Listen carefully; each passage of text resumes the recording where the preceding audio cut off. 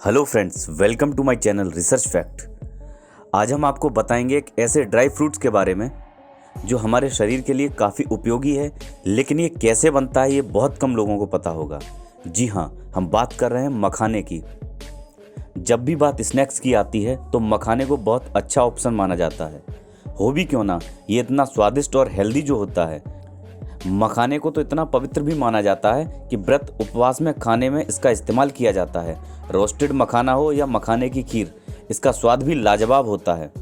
सबको ये तो पता होगा कि मखाना एक पेड़ से आता है, लेकिन क्या आपको पता है कि मखाना किस पेड़ से आता है और इसे कैसे बनाया जाता है? तो चलिए आज हम आपको रिसर्च एंड फैक्ट में बताएंगे कि कैसे बनाया जाता है मखाना।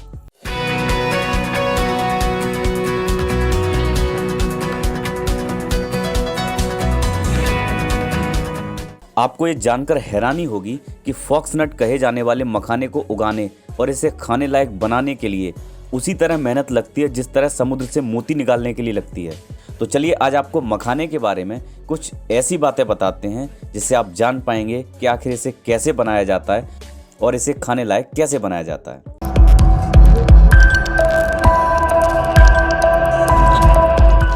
अब सवाल यह आता है कि आखिर मखाना मिलता कहाँ है। मखाना असल में एक बहुत ही महत्वपूर्ण फूल से निकलता है। ये कमल के पौधे का हिस्सा होता है और इसे वाटर लिली के नाम से भी जाना जाता है। ये असल में कमल के फूल का बीज होता है जिसे प्रोसेस किया जाता है, जिससे कि मखाना बनता है। वो खूबसूरत फूल जिसे लक्ष्मी जी को चढ़ाया जाता है, वही फूल हमें मखाना देता है और इसीलिए मखाने को इतना शुद्ध माना जाता है। मखाना भारत में अधिकतर बिहार में उगाया जाता है। इसके अलावा कोरिया, जापान और रशिया में कुछ हिस्सों में भी ये पाया जाता है।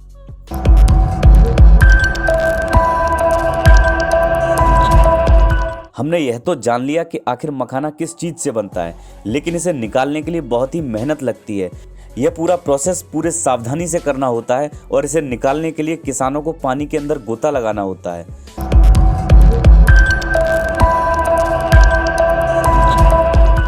मखाना हार्वेस्ट करने के लिए कुछ ही लोगों को काम पर लगाया जाता है। ये वो लोग होते हैं जिन्हें इस काम का अनुभव होता है। इसे तालाब से निकालने का काम सुबह 10 बजे शुरू होता है और लगभग 3 बजे तक चलता है। इसमें 4-5 घंटे आराम से लग जाते हैं। कई जगहों पर इसे बांस के जरिए निकाला जाता है। इस प्रोसेस को अलग अलग जगहों पर अलग अलग तरह से किया जाता है।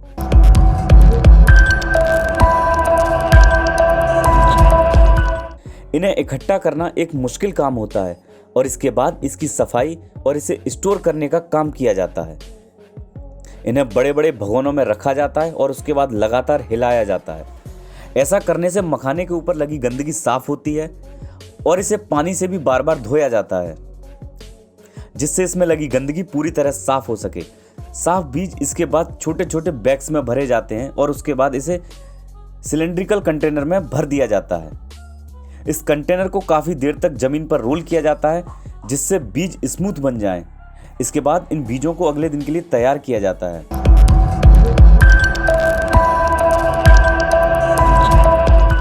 दूसरे दिन इन बीजों को चटाई पर फैलाकर 2 से 3 घंटे के लिए सुखाया जाता है। इन्हें सुखाना बहुत ज़रूरी होता है क्योंकि आगे के स्टेप के लिए इसमें मॉइस्चराइजर निकाल देना ज़रूरी है।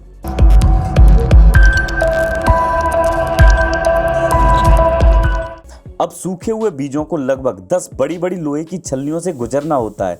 इस प्रोसेस में अलग अलग साइज के बीज अलग हो जाते हैं और सभी बीजों को अलग अलग स्टोर किया जाता है। अब ये अपनी फाइनल स्टेज के लिए तैयार होते हैं।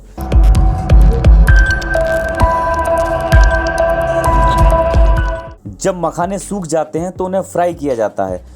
वर्कर्स की एक समिति को एक समय के अंदर ही यह सारा प्रोसेस पूरा करना होता है, वरना ये खराब आसानी से हो जाते हैं। इन्हें कई बार फ्राई करने के बाद बांस के कंटेनर में स्टोर किया जाता है। स्टोर करने का भी तरीका काफ़ी अलग होता है, जिससे उस कंटेनर के ऊपर एक खास कपड़े से ढका जाता है और उस कंटेनर के साइड में गोबर का लेप किया जाता है ताकि उसका तापमान सही रहे। इसके कुछ घंटे बाद ही इन्हें फ्राई किया जाता है और यही प्रोसेस फॉलो किया जाता है। एक बार बीज फट गया तो उसमें से सफ़ेद मखाना निकलता है। इसे लकड़ी के तख्तों पर रखा जाता है। इस तरह कड़ी मेहनत के बाद बनता है स्वादिष्ट मखाना। और एक बार सफ़ेद फल निकल जाए तो उसे भी हाथ से साफ किया जाता है ताकि बीज का कोई भी हिस्सा उसमें ना रह जाए।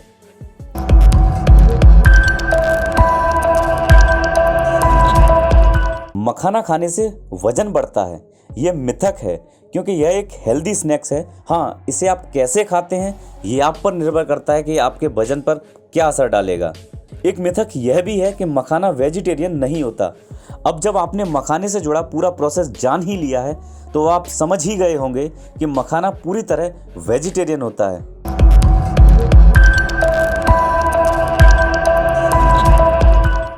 मखाना हम अधिकतर स्नैक्स के तौर पर ही खाते हैं, पर क्या आपको मालूम है कि मखाने से जुड़े ये फैक्ट्स जो इसे सबसे बेस्ट स्नैक्स बनाते हैं। मखानों में भरपूर न्यूट्रिशंस होते हैं। ये कैल्शियम, मैग्नीशियम, आयरन और फास्फोरस से भरपूर होते हैं। मखाने एंटीऑक्सीडेंट से भरपूर होते हैं और ये शरीर में टॉक्सिन्स निकालने का काम करते हैं। ये ब्लड शुगर के लेवल को सुधारते हैं। ये हैवी स्नैक नहीं होते हैं जिससे वो वेट लॉस की चाह रखने वालों के लिए अच्छा स्नैक्स बन सकते हैं। रिसर्च टीम कहती है कि मखाने में एंटी एजिंग प्रॉपर्टीज भी होती है। एक एनिमल स्टडी के अनुसार मखाना दिल की सेहत ठीक रखने में भी काम आ सकता है। अब जब आप मखाने से जुड़ी इतनी सारी चीज़ें जान ही गए हैं तो क्यों ना हम मखाने को अपनी डाइट में शामिल करें। हालांकि अगर आपको इससे कोई एलर्जी या मखाना सूट नहीं करता है तो आप डॉक्टर की सलाह ज़रूर लें। अगर आपको ये स्टोरी अच्छी लगी हो तो इसे शेयर करें। ऐसे ही रोचक फैक्ट्स को जानने के लिए आप हमारे चैनल को सब्सक्राइब जरूर करें और कमेंट करके हमें ज़रूर बताएं कि आज का वीडियो आपको कैसा लगा।